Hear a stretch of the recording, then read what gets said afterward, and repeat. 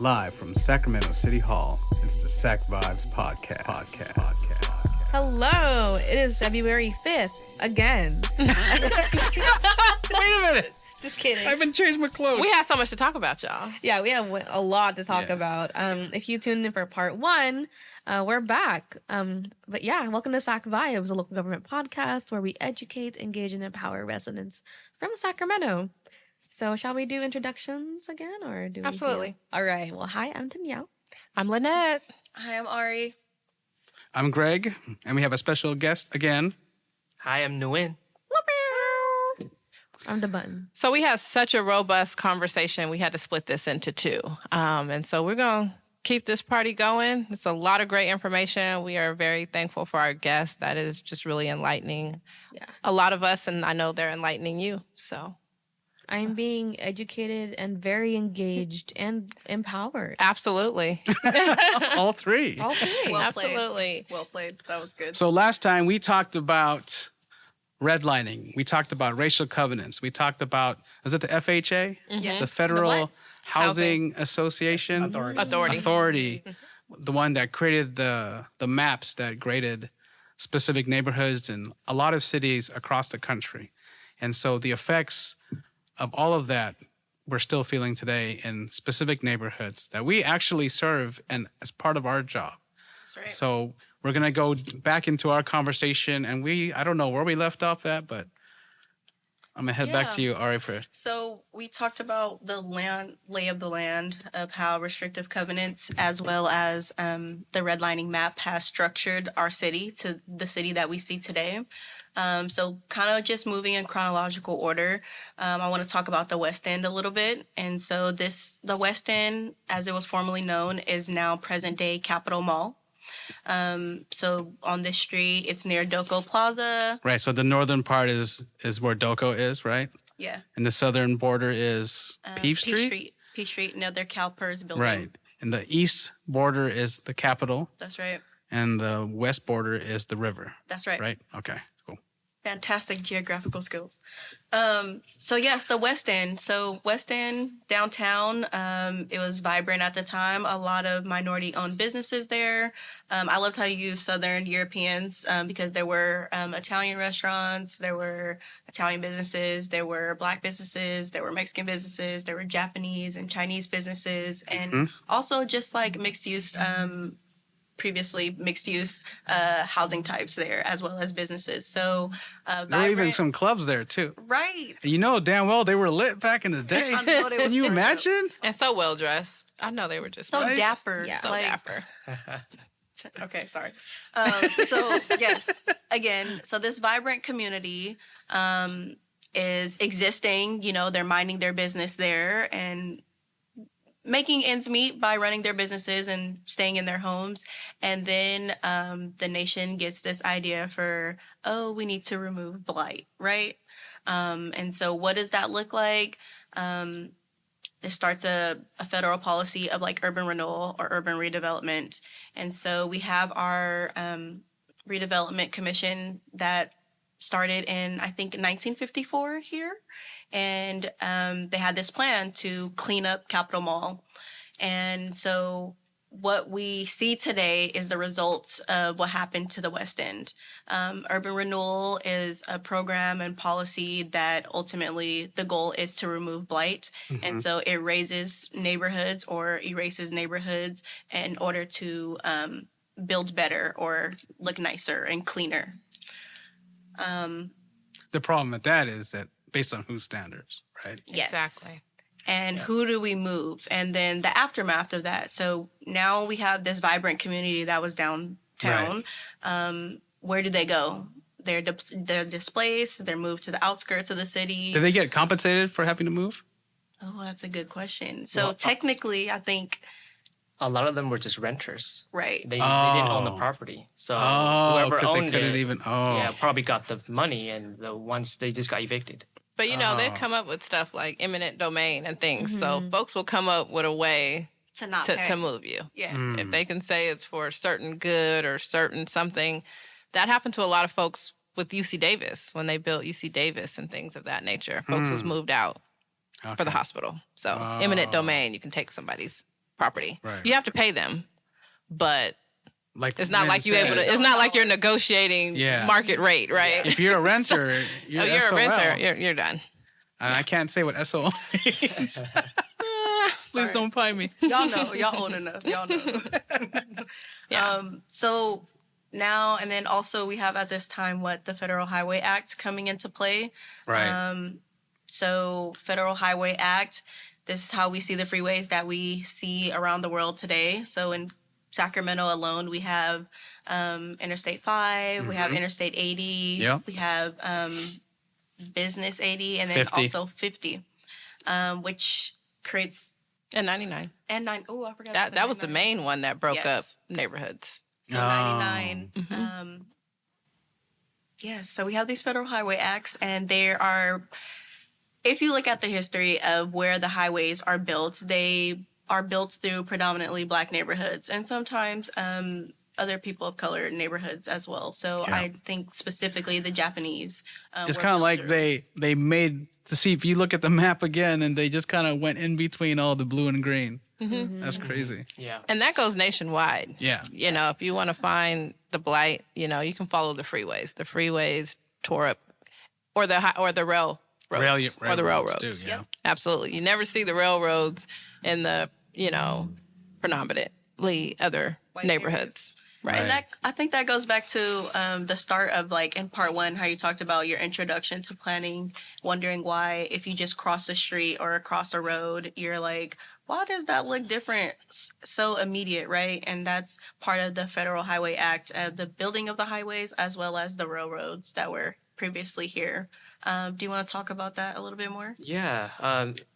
So some background on the Federal Highway Act. So that was, of course, in response to concerns about how ready the country was for a world war, for another world war, for the Cold War. Essentially, if we were invaded and attacked on our own land, how quickly can we respond to that invasion, to that attack? And so these highways were developed. The federal government basically tasked states and local governments to like figure out a system of highways so that we can move very quickly our armed forces in case of invasion from another country or I foreign didn't force. know that. I didn't know that either. That's And crazy. so that was the main reason why the freeways were built and invested in. It's a lot of money to build these freeways, and it was because it was a defensive strategy for the country. And so when the states and the local governments, got all this money, they were tasked with building these highways. They were tasked with locating where these highways were going to go. Of course, there were a lot of prejudice, a lot of bias in the people who were making those decisions at the time. And of course, you had these areas that were blighted, that were neglected, run down, deteriorating because of redlining. People in those areas, as you can see in the map, the West End, for instance, where the Capitol Mall is right now, and a lot of the southern part of downtown, those areas were by the 1950s and 60s, after many decades of neglect, of money not flowing in there, of investors not building anything, and of the people who lived there couldn't even get loans to really do much for their own community and invest in it. It of course became very blighted, and so they used there's many factors and kind of converged, and so they used this opportunity to remove the blight, to invest, build the capital back up, remove these blighted areas, and then build these freeways that would essentially cut neighborhoods and segregate them, by more desirable neighborhoods and less desirable neighborhoods. And that was, of course, followed very closely with the racial makeup of these communities. So again, we see like a continued systematic and intentional process of almost each decade, really, of intentional segregation to Right. neighborhoods and the makeup of cities. Before we leave the highway conversation, I just want to shout out Jennifer Dawn Wilet in our transportation department, who went out for a grant that was really to address communities that were impacted by the highways. So she is looking at trying to find ways to address the impact that Highway 99 had on a lot of communities of color. So I just want to shout out her for being proactive and trying to figure out how do we address the harm that was done in the past and make it a little bit better. That highway really cut off folks from employment opportunities, because when you think about back then, you know, a lot of folks didn't have cars, and so they couldn't get to places. And so it really impacted folks with the construction of Highway 99 before the main highway was actually Stockton Boulevard for listeners. You could get all the way to Stockton, California, going Stockton Boulevard. So that was the main highway here in Sacramento. While we're on this topic too, was 160 part of the Interstate and the Freeway Act in District 2? In Del Paso, yeah. I don't think it was a part of like the Freeway Act, but I think that before North Sacramento was annexed into city limits, it was a connector to south and north. Okay. Yeah. So that wasn't necessarily part of the same. Okay. No. Okay.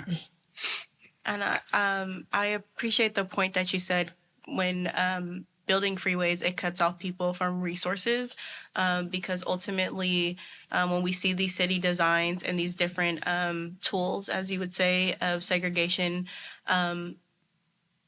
we want cities to be vibrant, right? We want to create a good economic tax base and have free-flowing money and have a good economic system for our cities.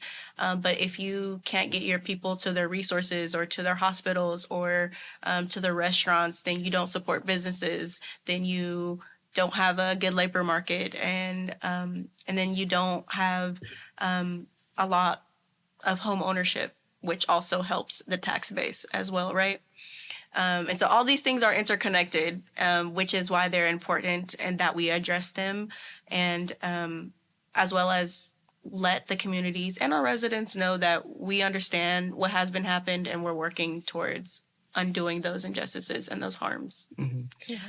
So I want to add to that that, you know, everything that we're talking about today, you know, this is undeniable history. This happened, but I think it would be it's important to talk about the impact, you know, that this history has had on our people of color and communities of color in Sacramento and throughout the U.S. Because when you have all these policies that set entire groups of people back in terms of their ability to own property, to own wealth, to invest in real estate, in land, and to pass on that wealth to their next generation and the next generation. Like when you set people back, I mean, we're talking about entire groups of people for many decades.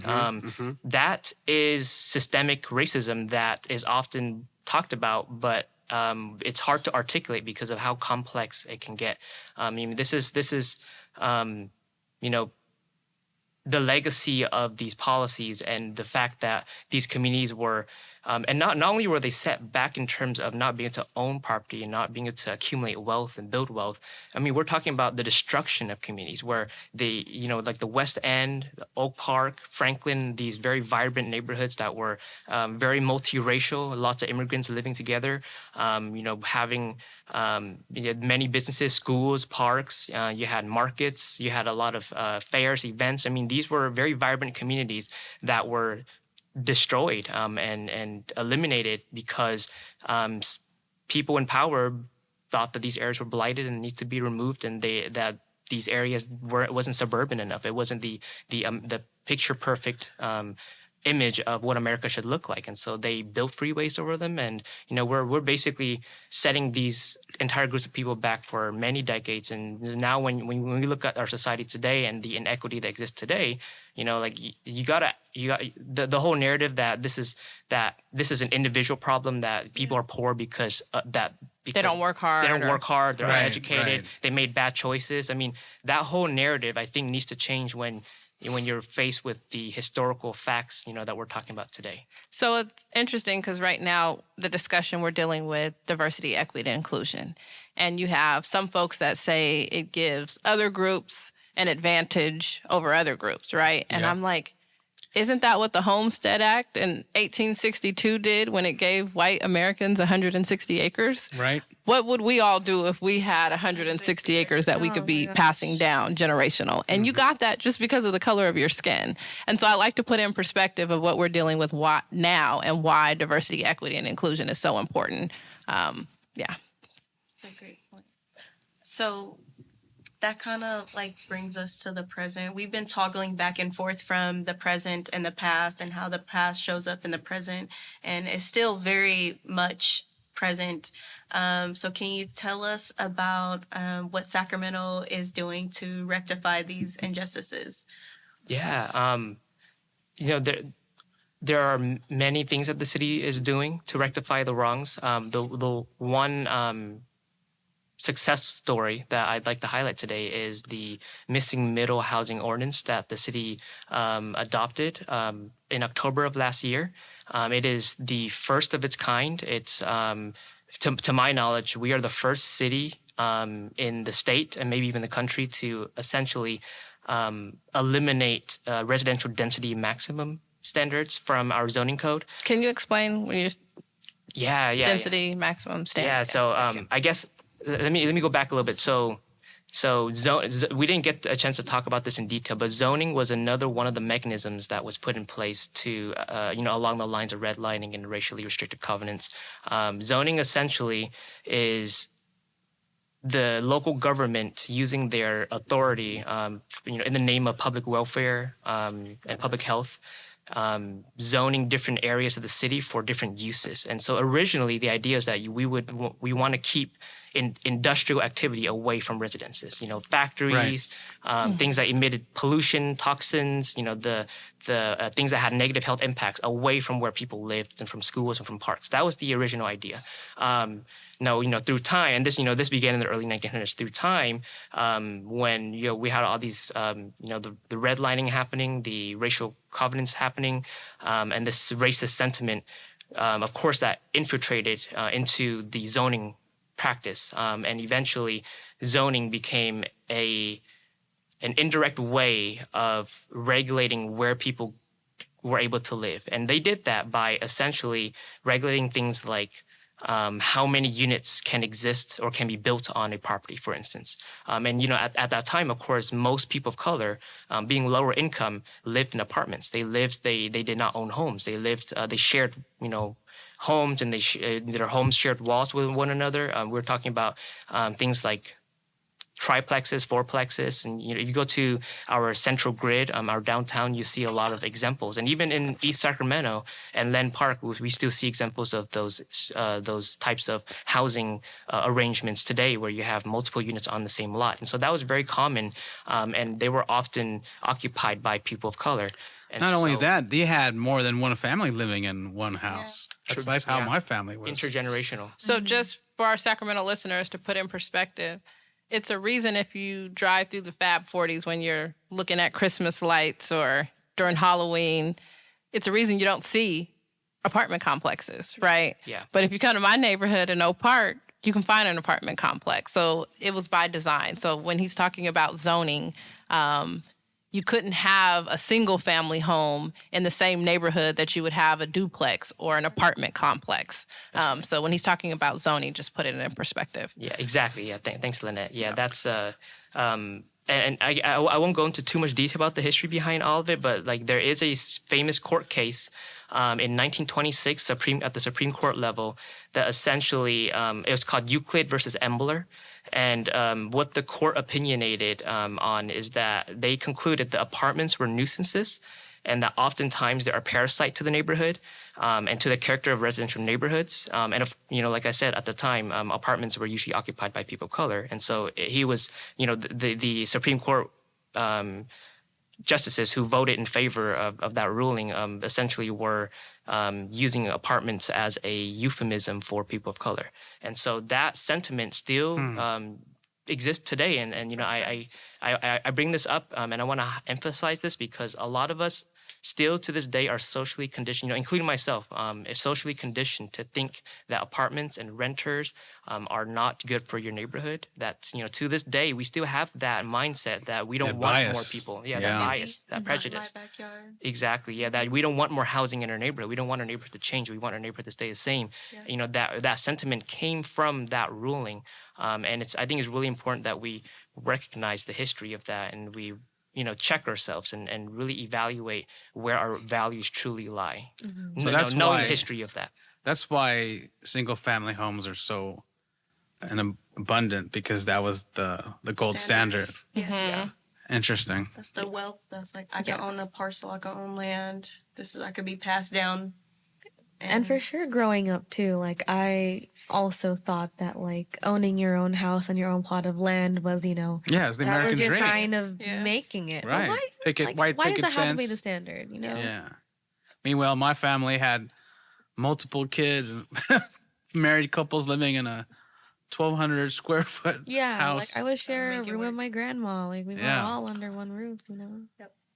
And we were fortunate enough to have someone that really fought to change a lot here in Sacramento, Nathaniel Colley, who was an African American civil rights kind of leader and attorney who took his fight all the way to the Supreme Court to address discrimination and segregation here in the city of Sacramento. And we are grateful to actually have his grandson, who is an attorney in our city attorney's office, Gary Lindsay. So again, I always say it's not that far removed, right? Right.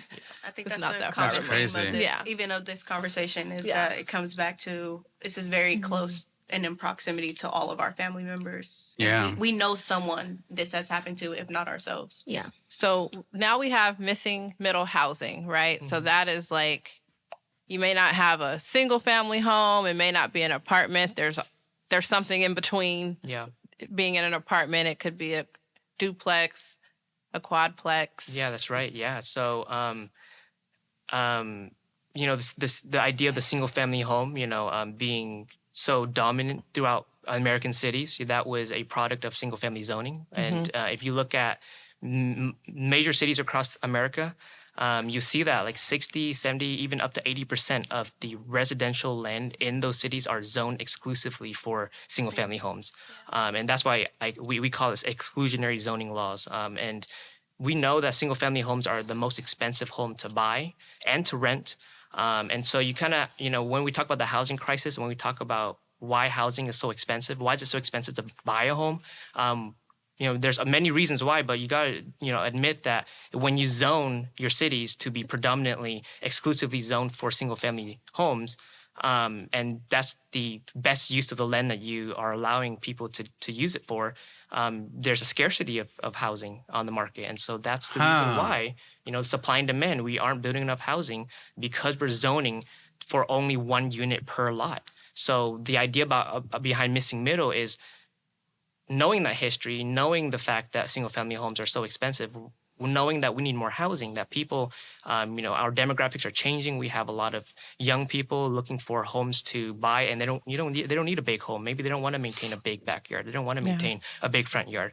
Maybe it's baby boomers retiring. They want to downsize to a smaller home, but still stay within their community and not have to move very far away. Not many options for those folks. There's not many options. And so missing middle is attempting to provide those options in the form of smaller homes, sharing walls or sharing the same property. So multiple homes on the same property, meeting the needs that aren't being met by the single family home. At the same time, providing more efficient use of our scarce land for housing. I just want to thank our city planning department, because we are, as of last year, we were the first city in the nation to eliminate single family zoning. So we are setting the standard for what other cities can do. No one else was doing it. As of last year at the planning conference, I got an opportunity to hear Matt Hurdle present at the planning conference. I do want to give credit to other cities who've done it before us. Portland, Minneapolis, I believe Seattle, and many other cities have done what City of Sacramento have done. I think that what stands out about us is that we essentially removed density limits completely. Yeah. Where there's no longer a limit. And so we're regulating, instead of regulating the number of units, we're now regulating how the building looks and how big it is. Yeah. So the form of the building, and we care less about the number of units in that building. That's amazing.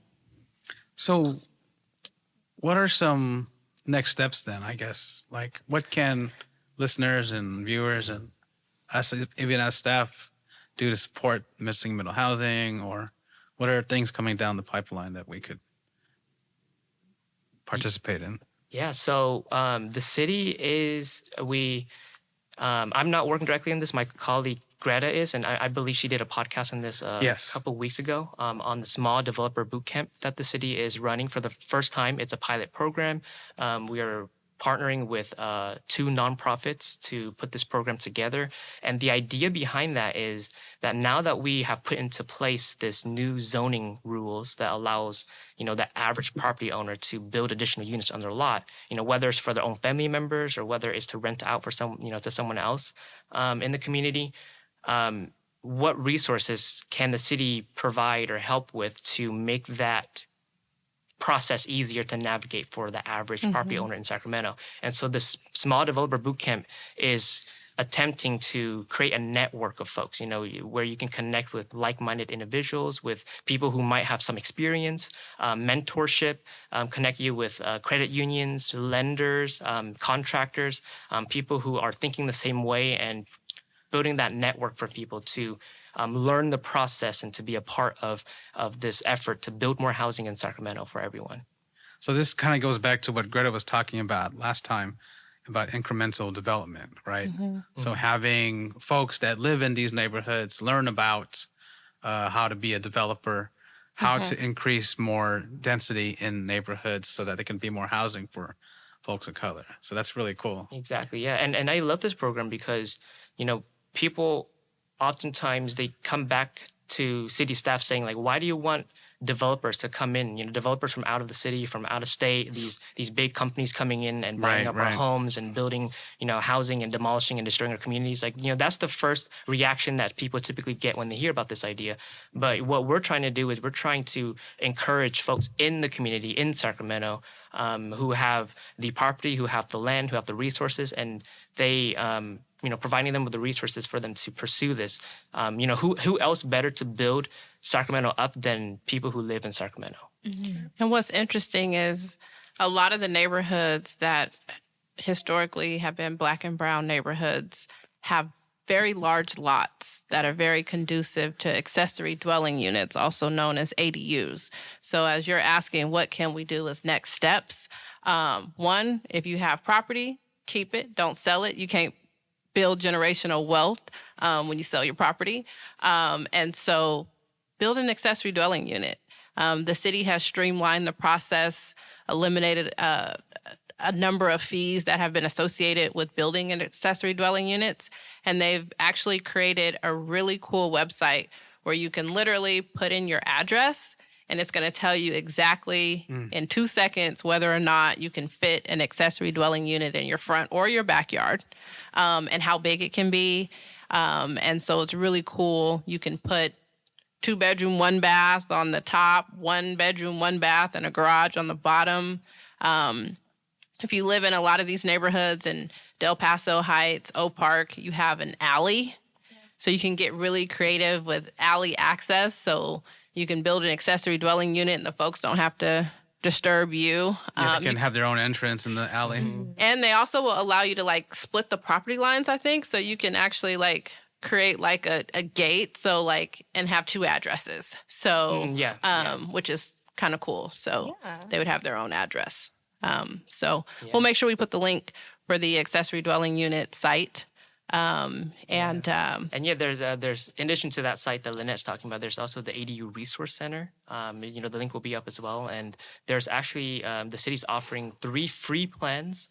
There's a 1-bedroom plan, a studio unit plan, and a 2-bedroom plan that's available for free that can save you a lot on designer costs. And how much would that usually cost to have plans like that on average? At least $10,000 usually. I think it was $16,000 were all of the plans, the fees that just you for need. the architect's plan. Just to hire an architect and to draw up those plans usually. I was just talking about the city fees that you would have had to pay. It was a lot of. That's but on top of that. They've streamlined that, so yeah, you're not having to do all of that. So So if there's people out there, specifically folks of color, that are interested in development and wanting to do something in their neighborhoods, especially if you're young and doing this, get into development, get into real estate. And get into planning. I want to see more people that look like us designing our neighborhoods. Because if we don't get into these things, the stuff that we have could easily disappear. Absolutely. I always wondered why Sacramento didn't have a Chinatown, right? Yeah. And I see like remnants. Yeah, they of it. had it. Yeah. Yeah. And then It was here. that empty lot on Capitol and 4th, they had that Japantown mural thing. Yeah. I was like, okay, I remember reading about that and now learning about the fact that that was part of the West End. Yeah. So they just said, nope, we're not having Chinatown, no Japantown. Peace out, y'all. Yeah. I We're know gonna put a freeway over it. Congresswoman Matsui has been talking about stitching, which is a new term about bringing neighborhoods back together. So it's like a creative way where we talk about how the freeways came in and broke up neighborhoods. So stitching is like creating like a park or something over the freeway. So you would still have the freeway, but you would have like a park. So it's a way of like stitching two communities back together that were separated. So she has an idea of stitching I-5 from the river, kind of where the Crocker Museum is. And so that's Putting a lid on the freeway. on the freeway, right? And building over. They did that in Seattle. I remember driving to specific neighborhoods that did that. And it's really cool to see neighborhoods getting reconnected. They put parks over it, right? Yeah. Oh yeah, I remember we were looking at this on Yeah. maps. Yeah. I showed you on Google Maps. Well, you know, thank you for coming on, for Thank you. Yes, thank you. for staying with us 2 weeks wearing the same clothes. You can go shower now.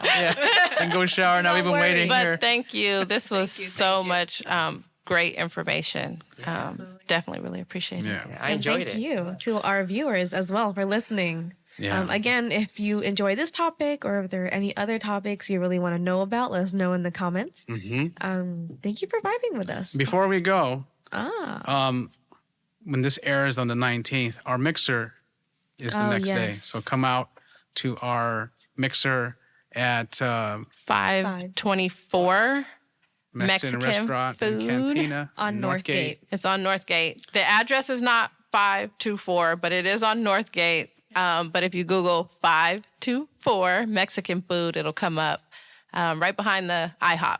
and you'll always find information about our mixers on our Linktree. So that's going to be, On the screen. on the screen. It'll be linked on the screen. Yeah.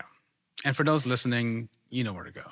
Yeah. Smooth sounds of DJ Greg at the mixer and free food. So it's a win-win. Thank you for vibing with us. Follow us on social media. And we'll see y'all next time. Thank you to our guest, Nguyen. Thank you. Thank you, Ari, for your expertise. Yes. And we out. We're out.